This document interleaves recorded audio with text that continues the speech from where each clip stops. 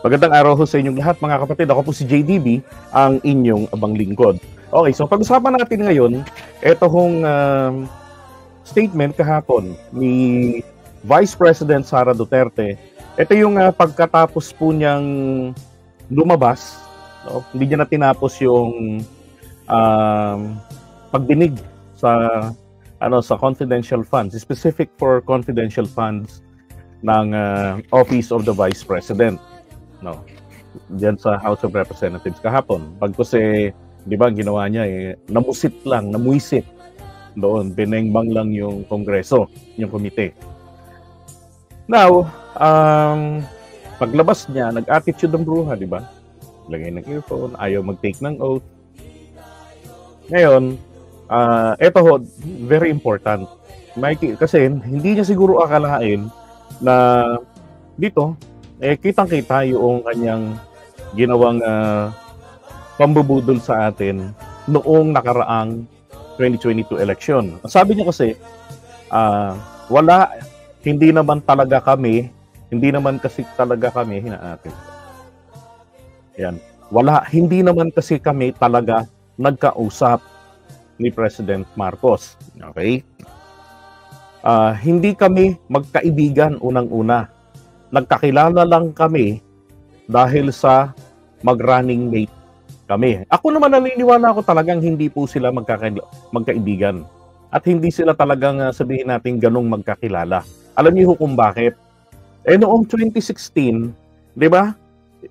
Wala nga silang effort si Sara o si Digong na kunin ito na maging running mate. At alam niyo naman, yung reason, di ba? Alam nyo na, type 1 nga po yung nakakaalam ng reason kung bakit hindi kinuha ni Duterte etong si PBBM noong 2016 para maging running mate. Bagkus, ang pinili niya ay ang dilawan na si Cayetano. Okay? At noong 2022 naman ay si Isko Moreno ang kanyang sinuportahan at pinalipat ng suporta ang mga influencers nila. Ay Isko. Okay? Ngayon, dahil dito sa sinabi ni Sara na nagkakilala lamang silang dalawa dahil po sa naging running mate sila. So, like yung picture na nakita natin noon sa Cebu that there was a negotiation, di ba? Yung closeness nilang dalawa, the sweetness nilang dalawa na nakita ho natin sa social media during the campaign period, lahat pala ng iyon ay kaplastikan lang. Okay? Kaplastikan lang yun. Yung sinabi sa atin ni VP Sara noon, na kaibigan pa rin kita, yung ganon-ganon. Tapos sabi pa niya, kailangan talaga si Bongbong Marcos ang maging presidente. Diba? Yun ang sinasabi sa inyo Diba? Wala po talagang totoong unity team. Okay? Walang totoong unity team. Ngayon, nakita na ninyo. Wala talagang totoo. Diba? Ang meron po, maitim.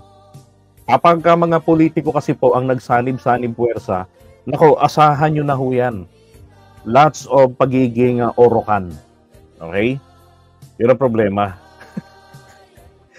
Ay nako, kapag tayo ay boboto ng dahil nagkaroon ng koalisyon. Tandaan nyo, ang koalisyon po mga kapatid, kapag halalan, yan ho ay ano lang yan. At sa aming mga aktivista, tinatawag po namin yan na tactical alliance. Pag campaign period rin sa campuses, like sa UN, estudyante ako. So, during those season, pag yung kalaban naming mga komunista, because I am not one of them, Pilipinista ako, ay merong grupo sa amin ng mga sosyalista, yung Lakan. So kami ngayon, dahil kami ang mahina, sila malakas ang puwersa nila, lalo kung incumbent sila, nagjo-join force kami to beat the incumbent.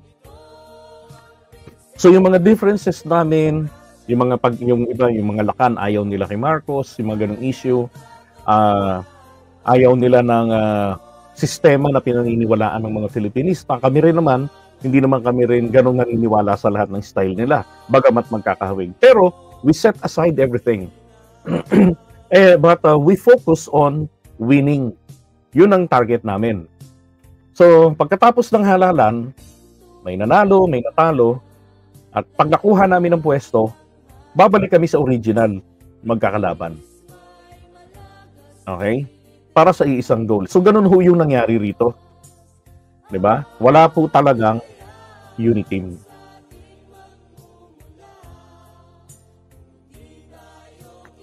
Sabi niya ha, nagkausap lang kami during campaign at saka sa trabaho noon. Ang kaibigan ko talaga, si Senator Amy Marcos. Kilala niya ako since 2012. Noong nag-tender ako ng resignation, yun yung last na nagkausap kami ni President Marcos. See? Diba? Kaya nga sabi ko sa inyo, tinerminate po ito ni PBBM sa trabaho. Kaya lalong lumala yung bitterness. Diba? Tama naman na tama naman na terminate kasi hindi naman niya po talaga kaya yung trabaho. Kawawa naman ang mga kabataan, 'di ba? Pero nitong mga nakaraan, 'di ba? Alam niyo kung bakit po kami nagrally noong May 17? It is not actually really because of VP Sara. She's just part of it. Ang pinako for personally, my main target is the president. Siya ho talaga yung aking in-address doon sa entablado, pati ng ibang mga kasama ko. Kasi siya yung nagsabi, talagang kay PBBM po, pinaninindigan niya talaga ang pagmamahal niya sa kanyang kasama. Sabi ko nga, ano ba naman to unconditional love? Para sa kapalit ang kakayanan ng taong ito sa trabaho. Di ba? Pati yung sa West Philippine Sea. Actually, hindi na nga ho kami makahuma doon sa sinabi ng Pangulo na hindi natin dapat hanapan si Sara ng statement o paninindigan doon sa West Philippine Sea. Kasi she is part of the government and the government stand is this.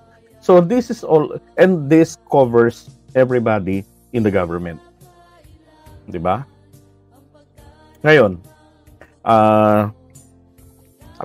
sinabi pa ng Pangulo na wala naman ako nakikitang mali sa kanya. Okay naman siya sa akin sa trabaho. Nag-rally kami ngayon with your support. Diba? At eto, doon po, kasi malakas ang loob namin na makikinig ang Pangulo eh. Kailangan lang ng Pangulo. Alam niyo ako, nahuli ko po kasi talaga yung ugali ng Pangulo na nakikinig sa taong bayan. Naalala ko kasi, noong issue ng ICC laban kay Duterte, talagang kung ano yung stand ni Digong nung una, yun ang stand ng Pangulo. Samantalang isa siya nagratifika nito.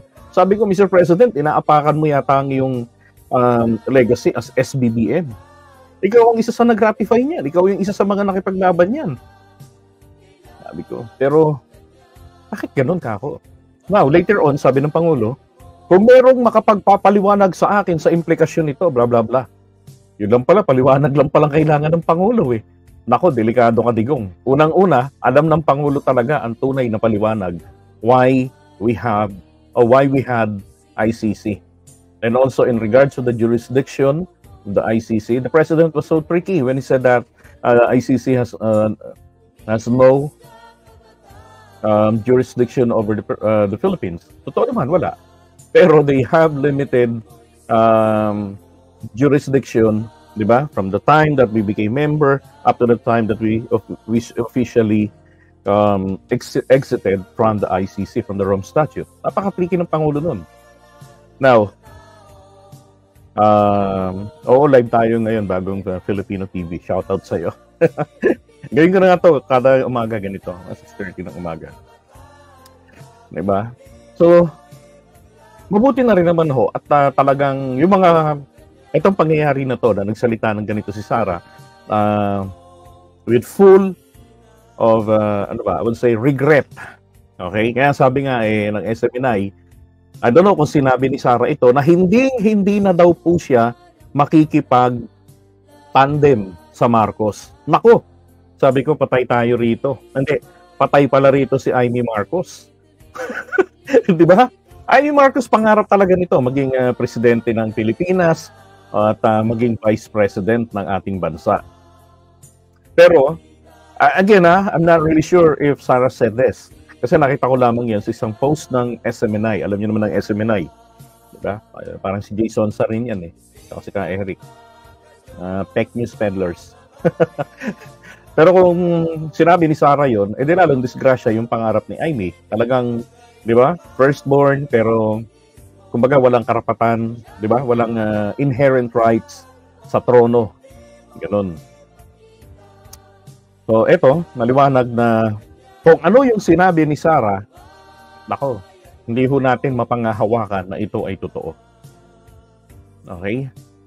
Yan, sinabi niya na ang kanyang inamin niya na o nadulas siya na siguro sinabi niya yan kasi nga gusto niya mangyari na ang feeling yata kasi ni Sara kahapon is ang taong bayan lahat, if not all, mas makararami, ganon siguro, natutuwa sa kanyang ginagawa na pambabalahura doon sa House of Representatives.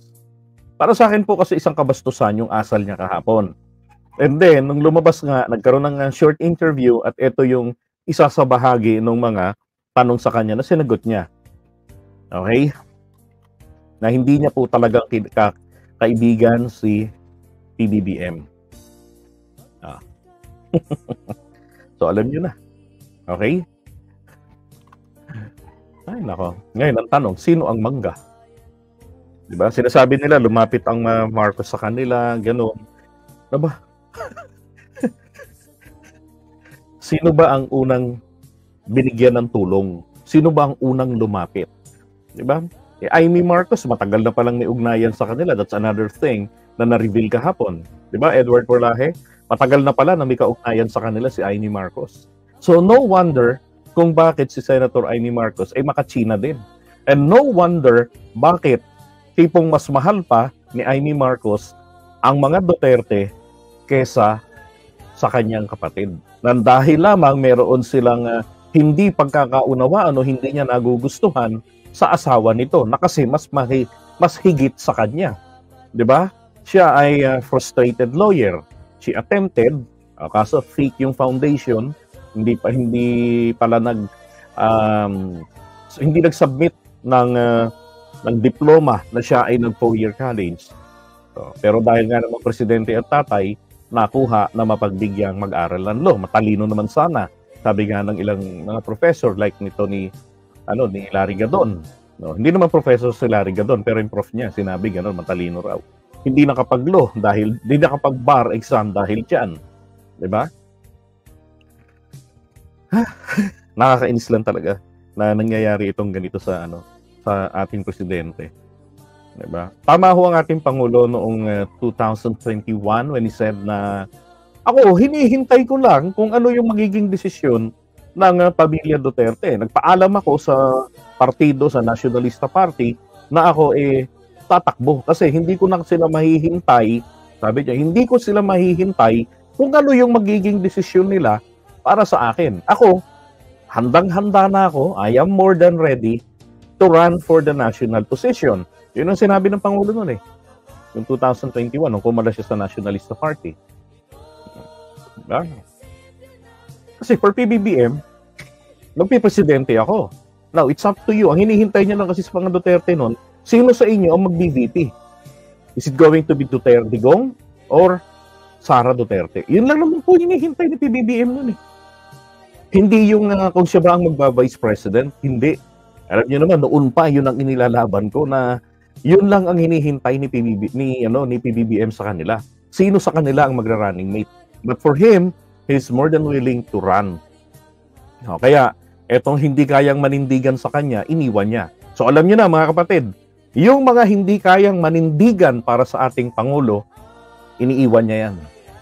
At nakita niyo naman po ang nangyari kay Vice President Sara Duterte. Hindi niya kayang manindigan, di ba, para sa Pangulo. Hindi po kasi sapat na ako ay para sa I am for the president, kaibigan ko si Bongbong Marcos, yung ganon. Tapos hindi niya hindi niya sinasaway ang ginagawa ng mga influencers ng mga ito na pagsira sa kanyang administrasyon at imahe. 'Di ba? Wala ni isang instance na sinita niya man lang etong sina Maharlika, etong mga nandito sa Pilipinas, yung mga alagad nila, wala. 'Di ba? Bagkus, unang-una pa siya na magtatanggol sa Kikibuloy, kay SMNI, 'di ba? Pero sa presidente, wala. Oh, 'di ba? So for PBBM, trinato na lamang po siyang empleyado. 'Di ba? January 2024, she was given, I think mga January 25 yun, 20, basta 20s ganyan, binigyan sila ang DepEd ng ultimatum to perform and show numbers. They have to step up our performance. 'Di ba?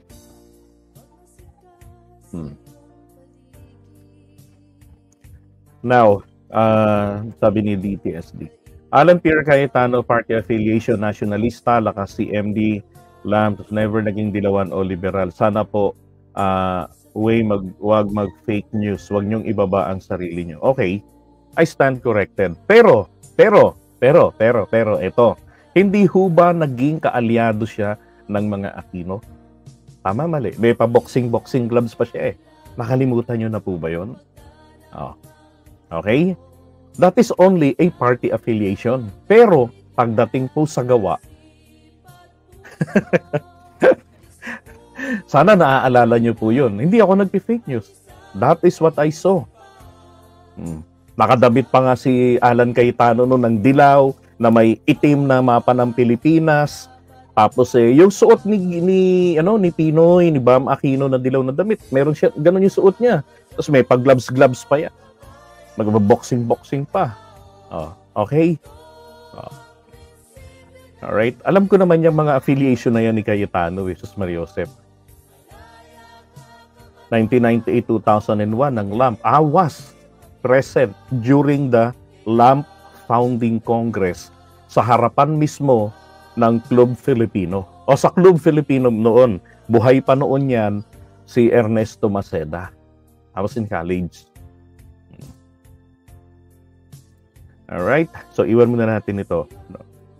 Grabe, no? Booking sa pagsisinungaling si Sara. Hindi pala sila magkaibigan talaga ni PBBM. So, alam nyo na, papaano mangmangga ang Duterte. Well, ganyan naman talaga mga politiko sa Pilipinas, di ba? Ang sabi nga